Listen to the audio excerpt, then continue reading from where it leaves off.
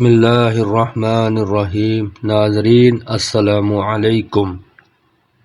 حضرت لقمان وہ ہستی ہیں جن کے نام پر قرآن کریم کی 31ویں سورت کا نام رکھا گیا۔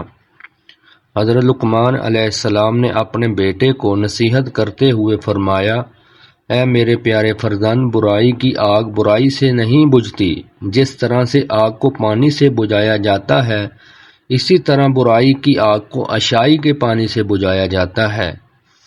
کسی انسان کی موت پر خوش نہ ہونا، مصیبت زدہ شخص سے مذاق نہ کرنا اور اشائی کو کبھی مت روکنا۔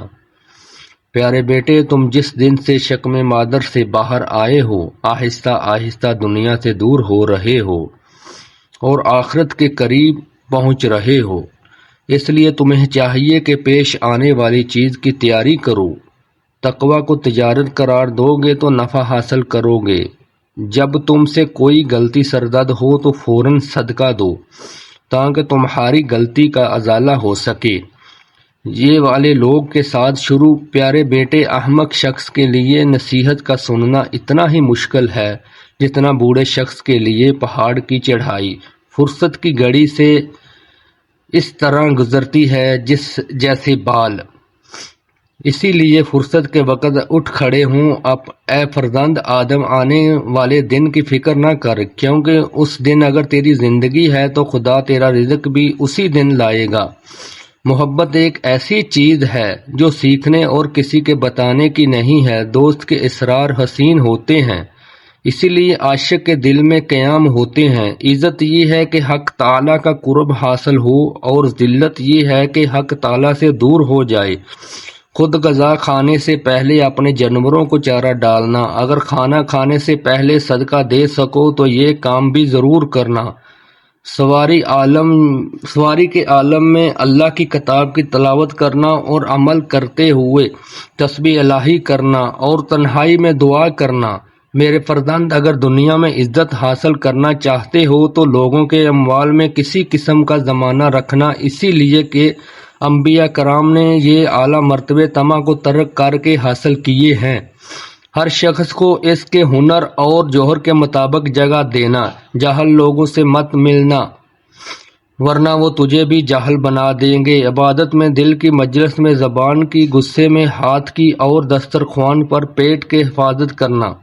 پیارے بیٹے، حکمت اور دانائی مخلص کو بادشاہ بنا دیتی ہے، اسی لیے دونوں کا دامن ہاتھ سے مت چھوڑنا۔ پیارے بیٹے، مصائب نے کبھی مت گھبرانا، کیونکہ ستارے ہمیشہ اندھیرے میں ہی چمکتے ہیں۔ ہمیشہ یاد رکھیں، اپنے آپ یقین سے زیادہ بہادر ہو، اپنے خیال سے زیادہ مضبوط ہو اور اس سے وہ گناہ خوبصورت ہو گے جتنا آپ نے کبھی سوچا ہوگا۔ کچھ بھی ہو، وقت گزر جاتا ہے، کچھ لوگوں کو چھوڑنا پڑتا ہے اور کچھ لوگ ہمیں چھوڑ دیتے ہیں، پر زندگی چلتی رہتی ہے۔ جوانی کے فیصلے جوانی میں بھلے لگتے ہیں۔ جو تجھے تکلیف دے سکتا ہے وہ تو یہ خوشیاں بھی دے سکتا ہے۔ جب بھی آپ اکیلے ہوں تو اپنے رب کو یاد دلائیں کہ خدا نے باقی سب کو رخصت کیا ہے تاکہ وہاں صرف آپ اور وہ ہوں۔ زندگی ایک خوبصورت خواب ہے جسے اپنی محنت اور کوشش سے پورا کرنا چاہیے۔ کاش ہمیں اس حقیقت کا پتہ چل جائے کہ دنیا میں سچی خوشی کا سرچشمہ صرف حسن صورت ہے۔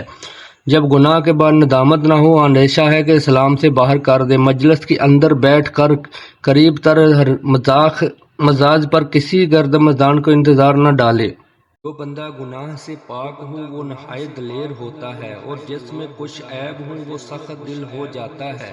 اگر تم لوگوں پر ظلم کی قدرت رکھتے ہو تو ہرگز نہ کرنا، کیونکہ خدا کو تم سے انتقام لینے کی زیادہ طاقت ہے۔ میرے فرزند، جو تم نہیں جانتے اس کو اہل علم سے سیکھنے میں مت شرماؤ اور جو تم جانتے ہو اس کی لوگوں کو تعلیم دو۔ پیارے بیٹے، سختیوں میں وقار رہنا، تکلیف میں صبر سے کام لینا، آسانی کے دور شکر سے کام لینا، نماز کو اللہ کے حضور عاجزی ادا کرنا، نماز کی ادائیگی کے لیے جلدی کرنا، اللہ کے فرما بردار بندوں کی توہین مت کرنا اور اللہ کے نافرمان لوگوں کو کبھی عزت مت کرنا، حق کے یہ آواز اٹھانا میں کبھی شرم نہ کرنا۔ بیٹے، تو اس سے پہلے لوگوں کو اپنی اولاد کے لیے مال جمع کیے کرتے تھے، آج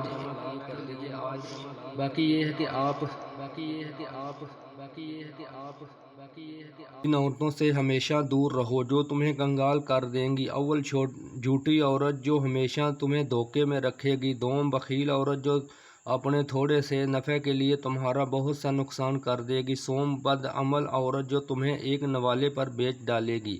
کسی کے متعلق خیر خواہی کے علاوہ کچھ نہیں سوچنا چاہیے۔ دوسروں کی چیز پر دل نہ لگائیں۔ رات میں آہستہ آہستہ باتیں کریں تاکہ کوئی تمہارا دشمن تمہاری بات سن کر تمہیں نقصان نہ پہنچائے۔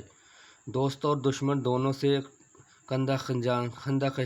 خندہ پیشانی کے ساتھ رہو۔ سختی کے بعد آسانی ہوگی، یہ اللہ کا وعدہ ہے۔ لہذا مشکلات اور آفات کے وقت کبھی بھی امید سے محروم نہ ہو۔